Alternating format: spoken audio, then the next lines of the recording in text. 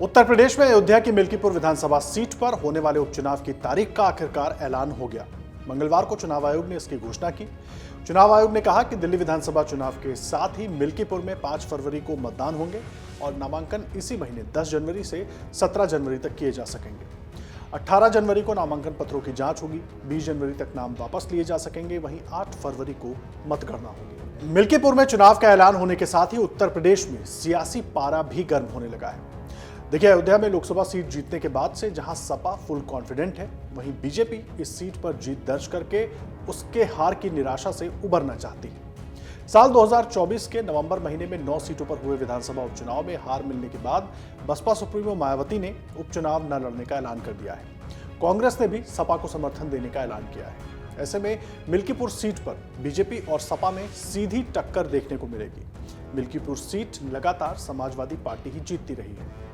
अयोध्या के महापौर गिरीशपति त्रिपाठी ने मिल्कीपुर उपचुनाव पर कहा कि हम इन चुनावों का बहुत उत्सुकता के साथ इंतजार कर रहे थे। देखिए, मिल्कीपुर के चुनाव का हम लोगों को बहुत उत्सुकता के साथ हम लोग इसका इंतजार कर रहे थे कि वहाँ की जल्दी चुनाव की तिथियाँ घोषित हों और वो अयोध्या में जो चुनाव को लेकर एक वो आशंका थी लोकसभा चुनाव परिणाम के कारण, जो अयोध्या में एक थोड़ा सा वातावरण यहाँ पे प्रभावित हुआ था, उन सबको दूर करने का यह अवसर है। और मिल्कीपुर की जनता भी इस बात का बहुत बेसब्री से इंतजार कर रही है कि कैसे वो भारतीय जनता पार्टी के साथ खड़ी हो और वह जो लोकसभा चुनाव से एक पूरे भारत में गलत संदेश गया, उस संदेश को ठीक करते हुए मिल्कीपुर का संदेश पूरे भारत में जाए। किन मुद्दों पर चुनाव होगा? अयोध्या का विकास, अयोध्या जनपद का विकास। अयोध्या में आज जो रोजगार की संभावनाएं हैं, जो अवसर अयोध्या में उपलब्ध है, वो दुनिया के किसी महानगर में आज उपलब्ध नहीं है। और अयोध्या के लोग इस बात को अनुभव करते हैं कि अयोध्या आज क्या थी और क्या हो गई।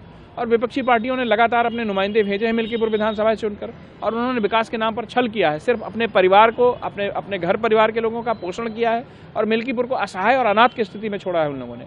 तो इस बार मिल्कीपुर की जनता हिसाब करेगी इस बार। मिल्कीपुर उपचुनाव पर उत्तर प्रदेश कांग्रेस अध्यक्ष अजय राय ने कहा कि मिल्कीपुर में हम समाजवादी पार्टी के अपने सहयोगी उम्मीदवार को जिताने का पूरा प्रयास करेंगे। मिल्कीपुर में हम अपने सहयोगी जो हमारे साथ रहे हैं, समाजवादी पार्टी के हमारे साथी, उनको हम पूरा समर्थन करेंगे। वहां कैंडिडेट को, उनको जिताने का हम पूरा प्रयास करेंगे, उनको जिताएंगे। तो आइए अब हम आपको बताते हैं कि मिल्कीपुर की सीट पर क्यों हो रहा है उपचुनाव। दरअसल 2022 में हुए विधानसभा चुनाव में मिल्कीपुर की सीट से सपा के अवधेश प्रसाद ने जीत दर्ज की थी, लेकिन 2024 में पार्टी ने उन्हें अयोध्या संसदीय सीट से लोकसभा का उम्मीदवार बनाया।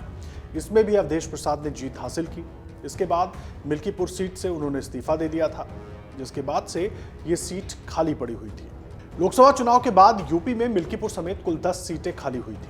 महाराष्ट्र और झारखंड चुनाव के ऐलान के साथ ही यूपी की 10 में से 9 सीटों पर उपचुनाव का ऐलान हुआ था, लेकिन मिल्कीपुर का चुनाव टाल दिया गया। चुनाव आयोग ने मिल्कीपुर सीट का मामला हाईकोर्ट में होने के कारण उपचुनाव का ऐलान नहीं किया था।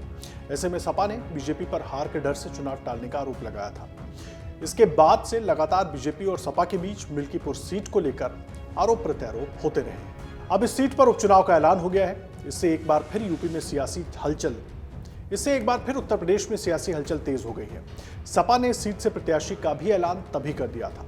सपा की तरफ से अवधेश प्रसाद के बेटे अजीत प्रसाद को मैदान में उतारने का ऐलान किया गया है। अब उपचुनाव का ऐलान होने से माना जा रहा है कि बीजेपी भी जल्द ही प्रत्याशी का ऐलान कर देगी। मिल्कीपुर सीट अहम क्यों हो जाती है, ये यहाँ पर समझना बहुत जरूरी है। देखिए, मिल्कीपुर सीट फैजाबाद जिले में आती है। अयोध्या भी इसी में समाहित है और मिल्कीपुर सीट से विधायक रहे अवधेश प्रसाद सांसद बन गए और फैजाबाद के सांसद बनते ही विपक्ष को एक बड़ा मौका मिला बीजेपी को घेरने का, खास करके तब जब अवधेश प्रसाद को एक ट्रॉफी की तरह लोकसभा में अखिलेश यादव अपने साथ कई जगहों पर बैठाते नजर आए, अपने साथ तमाम कार्यक्रमों में ले जाते नजर आए। ये नैरेटिव बनाने के लिए कि जिस अयोध्या में बीजेपी राम मंदिर निर्माण के बाद इतने विकास की बात कर रही थी, उसके बाद भी वहां पर सपा का प्रत्याशी सांसद का चुनाव जीत गया। अब बीजेपी किसी भी तरीके से मिल्कीपुर की सीट जीतकर उसका जवाब देना चाहती है।